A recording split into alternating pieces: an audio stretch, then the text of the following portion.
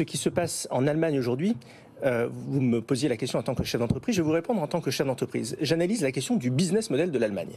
Le business model de l'Allemagne me fait dire que la crise que traverse aujourd'hui ce pays n'est pas une crise conjoncturelle, c'est une vraie crise structurelle.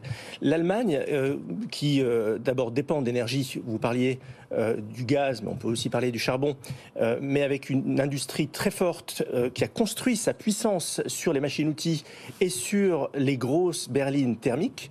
Et on voit bien qu'aujourd'hui, il y a 10 ans, la voiture la plus vendue dans le monde, c'était la Golf de Volkswagen. Aujourd'hui, c'est la Tesla Model Y. Et la Tesla Model Y, c'est quoi?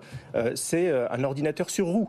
Et on sait que l'Allemagne n'a pas du tout pris le virage du numérique, n'a pas du tout pris le virage de la digitalisation. Et ils ont un train de retard par rapport à tout ça.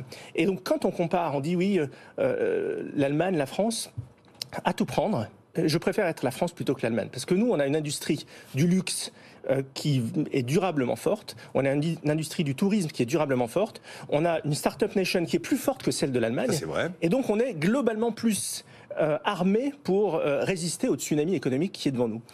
Et pour finir, ce que je retiens de cette annonce qui a été faite par le gouvernement allemand, 36 milliards, 32 à destination des entreprises, c'est gigantesque. Le gouvernement allemand, c'est une coalition.